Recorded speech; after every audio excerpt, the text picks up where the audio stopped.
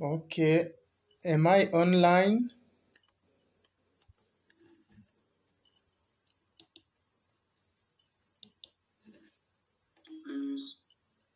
No, I hear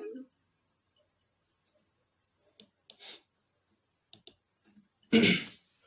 Okay, following the our first encounter, second and today the third, we were trying to learn about the sorrowful the sorrowful moment of Mother Mary, Mary the mother of sorrows.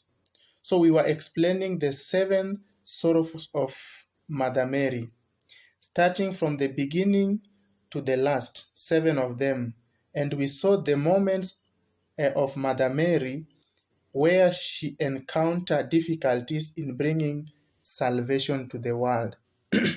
Now, I would like to share about the solemnity of Mother Mary, Mother of Sorrows, which we shall be celebrating on 15th September.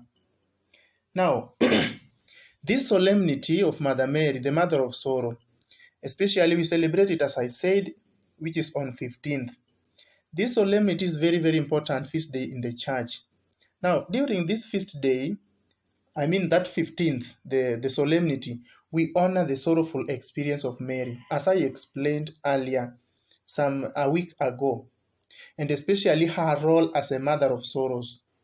So, the devotion of Mary as the mother of sorrows has a very long history, starting back from many centuries. So, this feast day itself is officially established during 19th century and was also extended to the entire church by Pope Pius the Seventh in 1814. So that's just a short background of this solemnity, which we shall celebrate on 15th September. At least we get some insight before we celebrate this feast day. Now, just a recap about on Mary's sorrowful.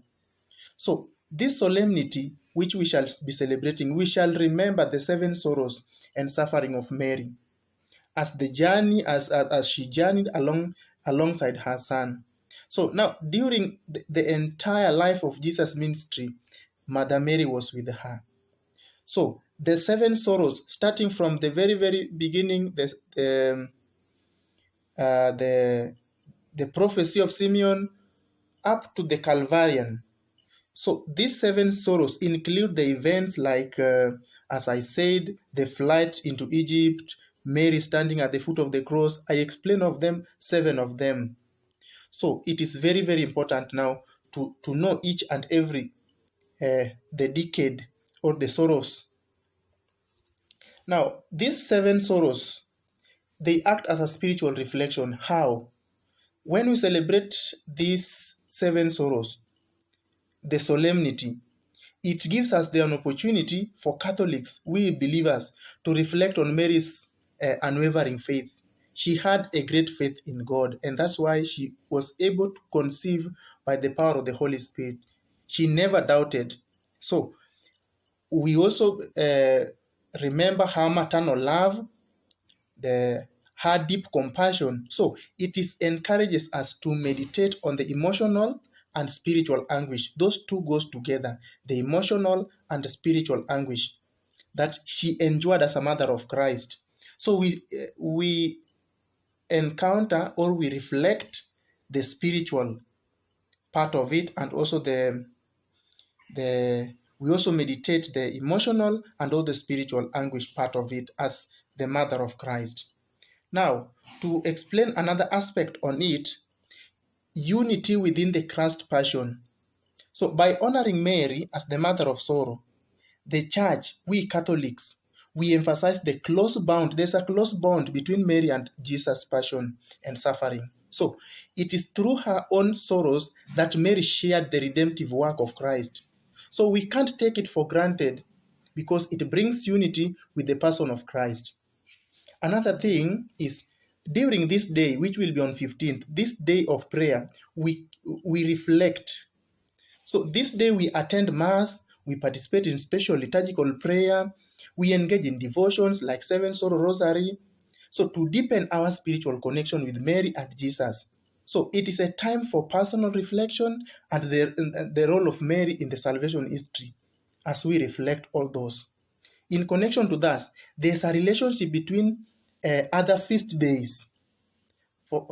So the Solemnity of Mary, the Mother of Sorrows, it falls on September 15th, yes, and immediately following the Feast of Exaltation of the Holy Cross, which will be on 14th.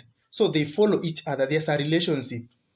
So these two feasts, which is the Exaltation of the Holy Cross, the Feast of Exaltation of the Holy Cross, and the Solemnity of Mary, the Mother of Sorrows, are connected because Mary's sorrow are tied to the crucifixion of Jesus. So they are related together. So what I'm trying to say is this.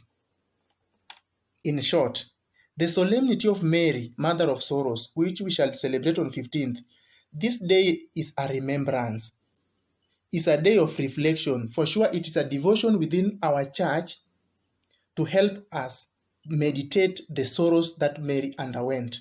Now, in honors Mary's role as a mother of the sorrows and her close association with suffering and also the sacrifice of Jesus Christ, all this providing us, we believers, Catholics, it gives us that opportunity also to go deep to understand the Christian faith and their connection with Mother Mary, because we know many people, the Protestants, do not even understand all this mystery. So at least better we know some background about it. Now to conclude, I would like to challenge one another that life, especially Catholic faith, is not just to enjoy life. Why am I saying so? Many people would want to go where they can see miracles. Many people would want to go to the churches where they are being promised instant things that they can see and also get material things. So it means enjoying life. But we can see from the very, very beginning, life to a Catholic faith, life to Christianity is not a matter of enjoying life. Actually, if we look at Mary's life in her spiritual life and also bringing salvation, there's no point where she enjoyed full of sorrow up to the end. Likewise to Jesus, for Jesus to bring salvation to the whole world, he underwent some difficulties. Look at the apostles. For the apostles to maintain their faith, they were killed. Almost all of them, except John, for which they share the suffering of Jesus Christ. So our faith as Catholics, our Christian life is not just to enjoy and also it is denial, and it is also suffering in order to have that which we need at the end. I hope you have grasped something. I've been told to give just a 5-minute reflection. So at least we have learned something about this feast day that we shall celebrate on 15th of this month, that is coming next week. Thank you so much. So in case there's any question, maybe if there is no question about it, back to the host.